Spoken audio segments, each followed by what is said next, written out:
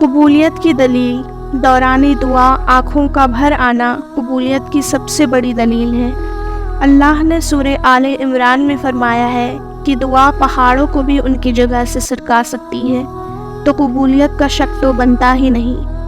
ایک دن دیکھنا تم خود مسکراتے ہوئے کہو گے کہ اللہ نے میری دعا ایسے قبول کی ہے کہ میں نے کبھی سوچا بھی نہیں تھا۔ کہو گے کہ اللہ نے میرے صبر کا صلہ دیا ہے۔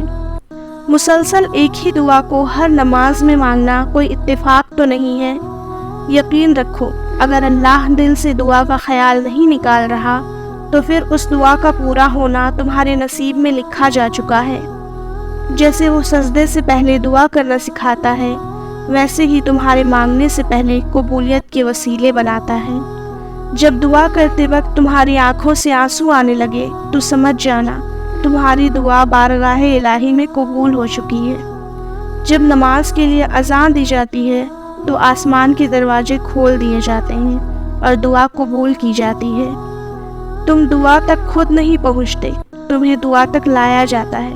تمہارے دل میں کسی چیز کے لیے دعا کا خیال آنا اور تمہارے ہاتھوں کا دعا میں اٹھنا ہی اس بات کی نشانی ہے کہ اللہ تمہیں نوازنا چاہتا ہے۔ اللہ تمہاری چاہ سے انکار نہیں کرتا، وہ تمہارا صبر سنبھال کر رکھتا ہے۔ وہ صدائیں رد نہیں کرتا، وہ بہترین وقت پر نواز دیتا ہے۔ یقیناً اللہ سبحانہ وتعالیٰ نے تمہاری دعا قبول فرما لی ہے، اسی لیے تو ابھی تک تمہارا دل نہیں تھک رہا اس انتظار سے۔ دل مشکل میں ڈوبا ہو، سوچ فکروں میں الجھی ہو تو اللہ سے دعا کرنا اور اتنا توقل ضرور کرنا کہ وہ رب تمہاری تمام دعاؤں کو دھیان سے سنتا ہے اور جواب بھی دیتا ہے۔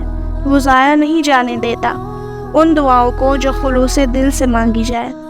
قبولیت میں دیری کا یہ مطلب ہرگز نہیں کہ دعا کبھی قبول نہیں ہوتی، بلکہ حقیقت تو یہ ہے کہ کچھ دعائیں اللہ تعالیٰ اپنے پاس سنبھال کر رکھ لیتا ہے اور پھر بہترین وقت آنے پر کن کا معجزہ کر دکھاتا ہے۔ تمہاری کہانی اس لیے یہاں رک گئی ہے کیونکہ اللہ چاہتا ہے تم اس کا اگلا حصہ خود لکھو۔ جسے تم تاخیر سمجھ رہے ہو وہ دراصل دعا کا موقع ہے، تو پھر اٹھاؤ ہاتھ اور اپنا نصیب بدل دو۔